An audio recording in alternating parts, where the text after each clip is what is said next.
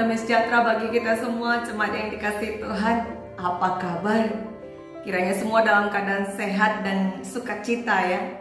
Dan meskipun ada yang sedang sakit seperti saya, kurang kesehatannya akibat cuaca saat ini, kiranya tidak mengurangi hikmat dan sukacita kita untuk kembali merenungkan firman Tuhan. Mari kita siapkan hati kita sebelum kita membaca firman Tuhan yang melandasi renungan kita di Minggu Perdamaian untuk tanggal 18 September tahun 2022 ini. Mari kita satukan hati kita berdoa. Ya Tuhan Allah Bapa kami, Bapa yang empunya kehidupan kami. Kami kembali mengucap syukur ke hadapan-Mu Tuhan. Engkau masih berikan kami kekuatan dan kesempatan untuk kembali mendapat berkat merenungkan firman Tuhan. Kiranya Tuhan Engkau berbicara melalui hamba-Mu dan menerangi hati kami dengan Roh Kudus-Mu, sehingga kami mampu menjadi pembawa damai dalam kehidupan kami, mampu mengampuni orang yang bersalah pada kami seperti Tuhan mengampuni kami. Ajar kami Tuhan, sehingga kami bisa menerima firman-Mu dengan penuh hikmat.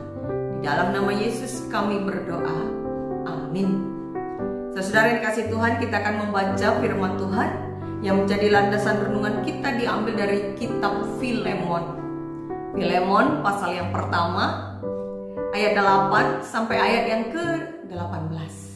Mari kita baca bersama-sama kitab Filemon pasal yang pertama ayat 8 sampai ayat yang ke-18. Isinya demikian. Karena itu, sekalipun di dalam Kristus, aku mempunyai kebebasan penuh untuk memerintahkan kepadamu apa yang harus engkau lakukan. Tetapi mengingat kasih-Mu itu, lebih baik aku memintanya daripadamu.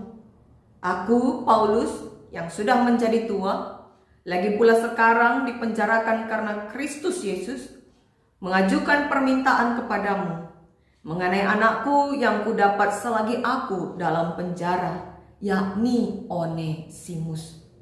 Dahulu memang dia tidak berguna bagimu, tetapi sekarang sangat berguna, baik bagimu maupun bagiku. Dia kusuruh kembali kepadamu. Dia, yaitu buah hatiku. Sebenarnya aku mau menahan dia di sini sebagai gantimu untuk melayani aku selama aku dipenjarakan karena Injil. Tetapi tanpa persetujuanmu, aku tidak mau berbuat sesuatu. Supaya yang baik itu jangan engkau lakukan seolah-olah dengan paksa, melainkan dengan sukarela. Sebab mungkin karena itulah dia dipisahkan sejenak daripadamu, supaya engkau dapat menerimanya untuk selama-lamanya, bukan lagi sebagai hamba, melainkan lebih daripada hamba, yaitu sebagai saudara yang kekasih. Bagiku sudah demikian, apalagi bagimu, baik secara manusia maupun di dalam Tuhan. Kalau engkau menganggap aku temanmu seiman, terimalah dia seperti aku sendiri. Dan kalau dia sudah merugikan engkau ataupun berhutang padamu, tangguhkanlah semuanya itu kepadaku. Sampai demikian isi dari firman Tuhan yang menjadi landasan renungan kita hari ini dengan tema saudara yang berharga di dalam Kristus. Saudara yang berharga di dalam Kristus. Saudaraku yang dikasihi Tuhan, kembali kami menyapa kita semua. Shalom, salam damai sejahtera. Apakah saudara pernah punya pengalaman membenci seseorang? Misalnya ada seseorang yang telah menyakiti hati saudara, baik dengan kata-katanya atau dengan perbuatannya, sehingga saudara membencinya. Kalau saudara pernah punya pengalaman demikian, membenci seseorang karena telah menyakiti hati saudara, lalu bagaimanakah cara saudara memulihkan hati yang sakit dan memulihkan hubungan yang telah rusak? Tentu bukan hal mudah memulihkan hati yang sakit dan memulihkan hubungan yang telah rusak. Dan ada sebuah kalimat, kata-kata bijak dalam bahasa Karo yang mengatakan, engku sur ukur labo seri murahna bagi engku surnakan ibas kudin. Engku sur ukur labo seri murahna bagi engku surnakan ibas kudin. Artinya, membalikkan hati tidak segampang membalikkan nasi di dalam periuk. Apakah saudara setuju dengan kata-kata bijak tersebut? Lalu, jika membalikkan hati tidak semudah membalikkan nasi di dalam periuk, apakah kira-kira yang memampukan kita untuk memulihkan rasa sakit hati kita, mengampuni orang yang bersalah kepada kita, sekaligus menjadi pendamai antara orang yang berkonflik? Mari kita belajar dari Rasul Paulus dalam suratnya kepada Filemon. Saudaraku yang dikasihi Tuhan, Filemon adalah seorang pengikut Kristus yang rumahnya kerap dipakai sebagai tempat bagi pengikut Kristus di Kolose untuk berkumpul berkebaktian menyembah Tuhan. Pada waktu itu, konteksnya Rasul Paulus tengah berada di dalam penjara oleh karena para pemimpin dan ahli-ahli Taurat tidak senang Paulus memberitakan ajaran Kristus. Maka sewaktu di dalam penjara, Rasul Paulus bertemu dengan seseorang yang bernama Onesimus, yang ternyata dulu adalah budak Filemon. Pada waktu itu konteksnya sudah biasa setiap orang punya budak. Maka setelah Onesimus menerima Kristus dari pemberitaan yang telah diberitakan Rasul Paulus di dalam penjara, Rasul Paulus berniat untuk mengutusnya kembali kepada Filemon. Lalu ia menyampaikan pesan melalui suratnya yang singkat namun jelas tujuannya, ya. Kitab Filemon hanya 1 pasal kepada Filemon, yang isinya kalau kita mau baca mulai dari ayat 1 sampai ayat yang ke-7, itu merupakan pengantar surat ini di mana Rasul Paulus berkata bahwa ia mengucap syukur kepada Allah setiap kali dia mengingat Filemon dalam doanya. Artinya itu mengatakan bahwa dia selalu mengingat Filemon dalam doanya, dan dia selalu bersukacita mendengar bagaimana iman Filemon bertumbuh. Lalu Rasul Paulus juga menyebut Filemon sebagai saudaraku, dalam bahasa Karonya seninangku, ya. Saudara atau senina ini menunjukkan ada hubungan yang akrab di antara Filemon dan Rasul Paulus. Bukan hubungan yang berjenjang layaknya guru dengan murid, ya, tetapi saudara, hubungan yang setara, ya, sama tinggi sama rendahnya.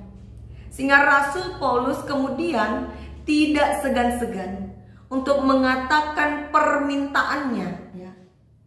Mengatakan permintaan kepada Filemon, bukan memerintah, ya. Sebagaimana yang dia katakan dalam ayat 8. Dia tidak memerintah Filemon meskipun dia berhak, tapi dia meminta.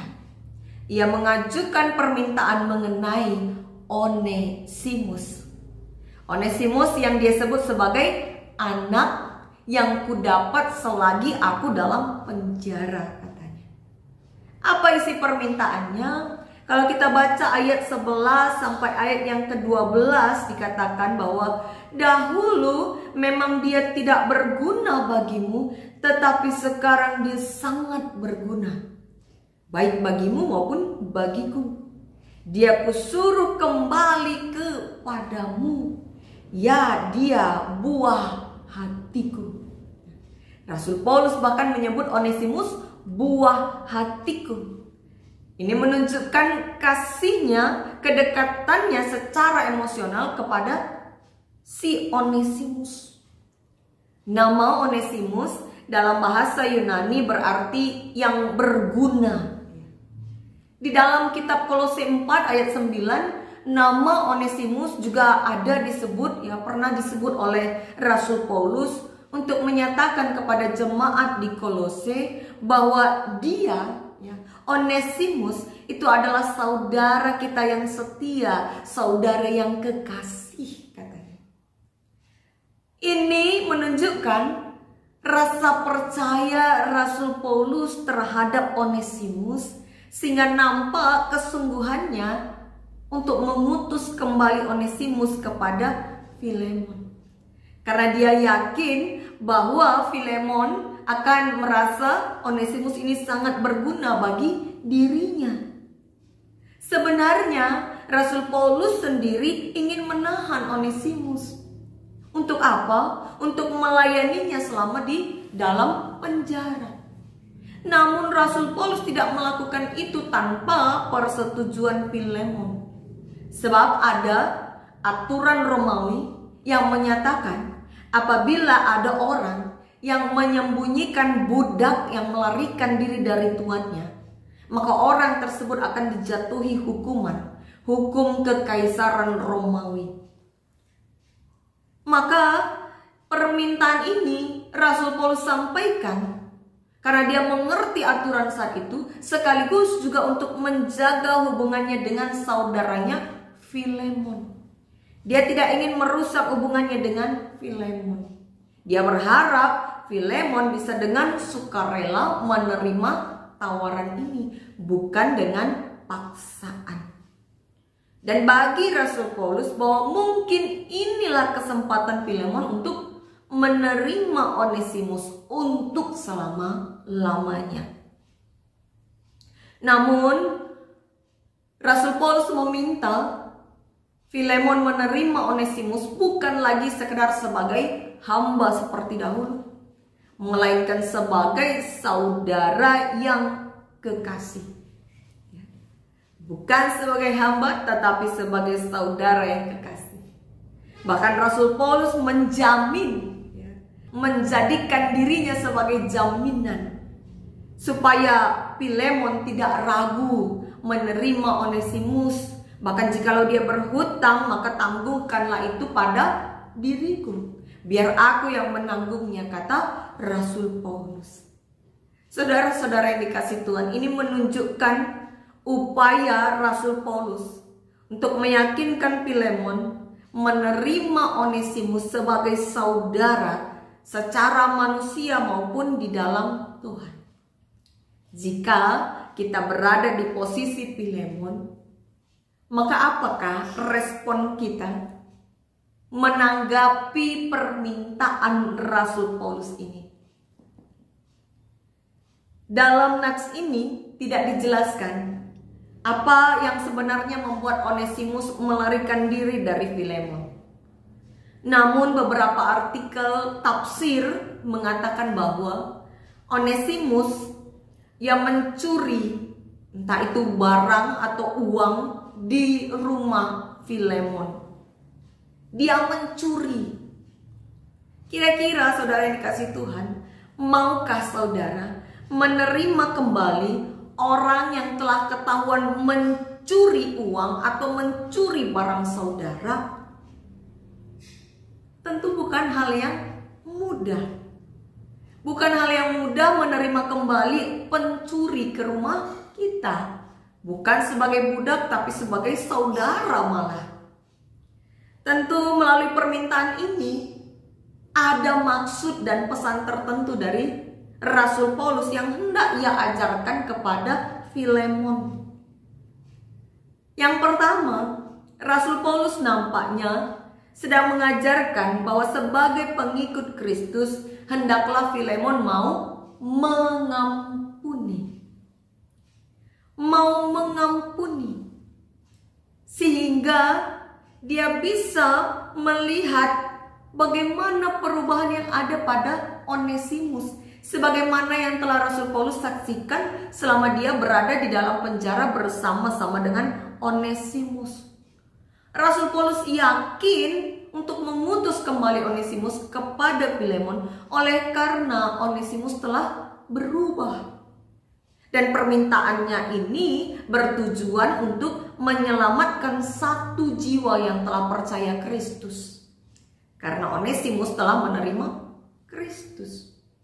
Lalu selanjutnya, dari nats renungan kita ini, nampak bahwa Rasul Paulus ingin supaya Filemon memberi kesempatan bagi orang yang telah bertobat.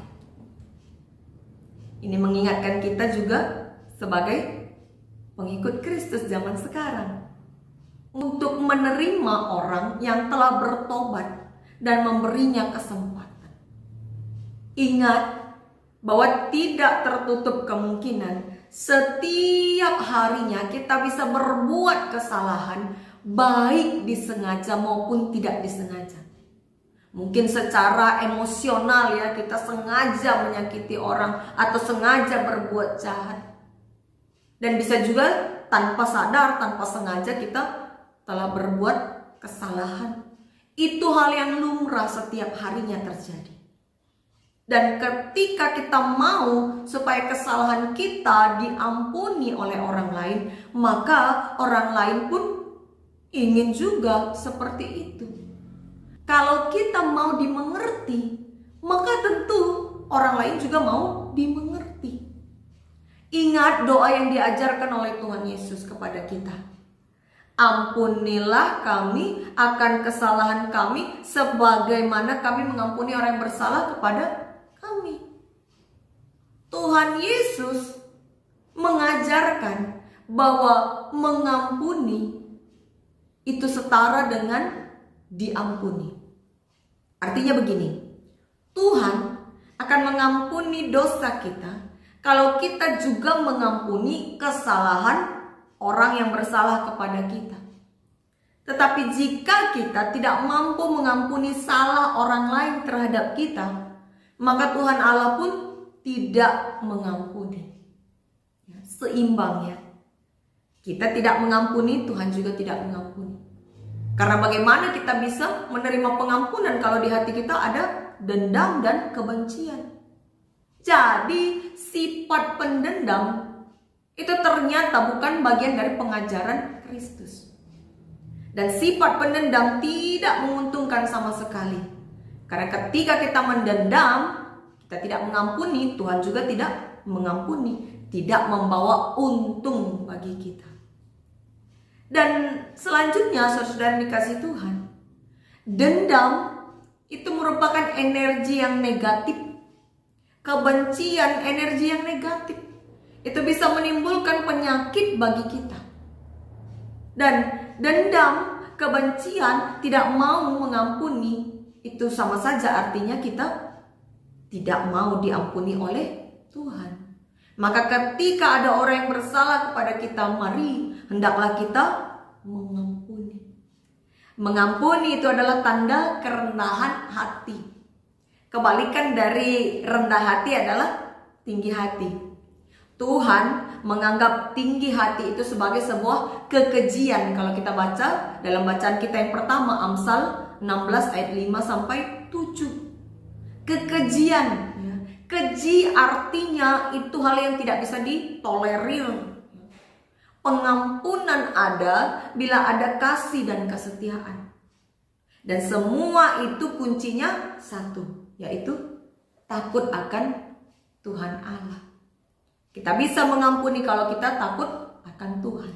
Satu hal yang perlu kita teladani dari bagaimana sikap Rasul Paulus adalah dia mau menjadi jembatan antara Filemon dan Onesimus untuk menjadi pembawa damai. Kalau kita pernah mendengar ilustrasi mengenai dua orang bersaudara, ya, dua saudara yang tengah bertengkar, di mana saudara yang tertua lalu ingin membangun pagar setinggi 10 meter untuk membatasi lahannya dengan lahan adiknya, supaya dia tidak perlu lagi melihat bagaimana adiknya mengeruk bendungan yang memisahkan tanah mereka, bak sungai yang memisahkan dua lahan. Maka dia menyuruh seorang tukang membangun pagar. Si tukang merasa kebingungan bagaimana bisa membangun pagar setinggi 10 meter. Lalu ia menyambung kayu demi kayu. Pada akhirnya pagar yang hendak ia dirikan jatuh dan menjadi jembatan. Karena sang adik mengira bahwa saudara tertuanya itu sedang membangun jembatan dengan sengaja supaya mereka bisa bersatu kembali, maka ia pun menaiki jembatan itu dengan tangan yang terbuka lebar, menyambut saudaranya untuk memeluk saudaranya itu. Sehingga mereka pun berdamai. Layaknya si tukang kayu yang telah membuat pagar menjadi jembatan, kita pun hendaknya demikian.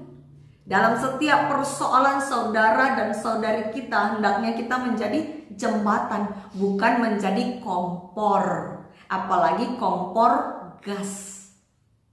Saudara yang dikasihi Tuhan, mari di minggu perdamaian ini kita menciptakan damai bagi sekitar kita. Dunia memperingati Hari Perdamaian Internasional secara serentak setiap tanggal 21 September. Ya. Tanggal 21 September adalah Hari Perdamaian Internasional.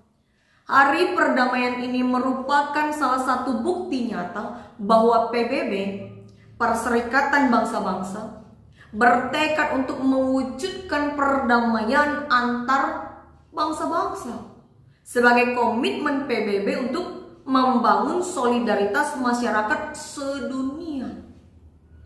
Untuk itu mari kita memperingati Hari Perdamaian Internasional tanggal 21 September ini dengan hidup penuh damai, mengampuni dan menjadi pembawa damai.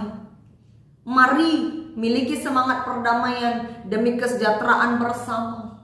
Kuncinya cuma satu, yaitu takut akan Tuhan.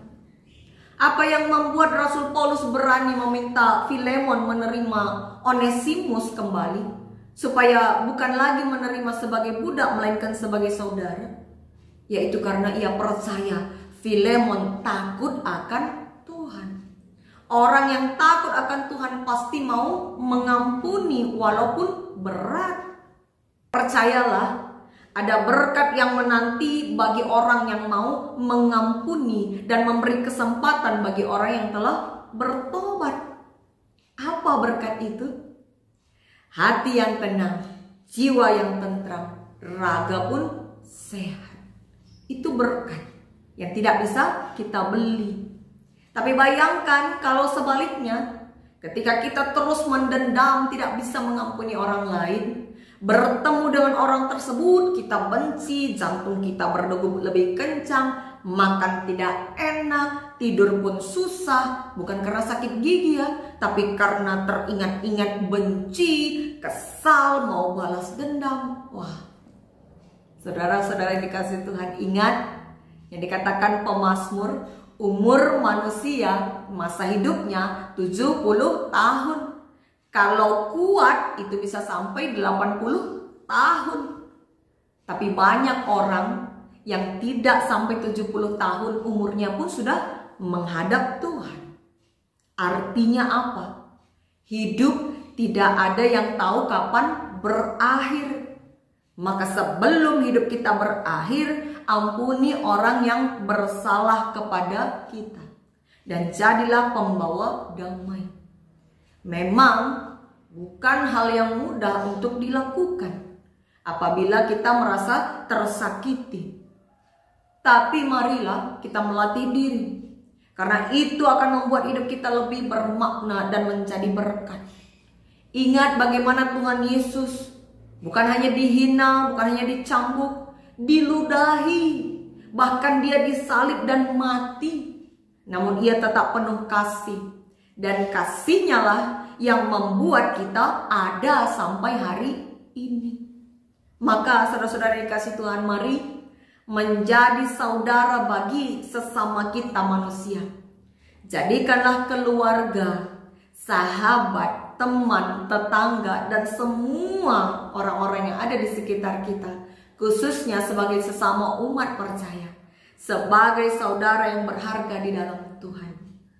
Berharga artinya tidak mudah didapat, maka wajib untuk dijaga. Jadi mari belajar untuk mengampuni, maka kita akan memperoleh pengampunan dari Tuhan Allah kita. Amin. Kiranya Tuhan memampukan kita melakukan firman-Nya. Kita bersatu dalam doa. Allah Bapa kami yang berkuasa atas kehidupan kami, berikanlah kami hikmat Tuhan di dalam kami menjalani kehidupan kami. Mampukan kami mengampuni dan menjadi jembatan bagi orang-orang yang ada di sekitar kami, sehingga kami bisa menjadi pembawa damai, karena menjadi pembawa damai adalah panggilan hidup kami. Ajar kami Tuhan dengan penyertaan Roh Kudus melakukan kehendak-Mu di bumi. Dalam nama Yesus kami berdoa dan berserah.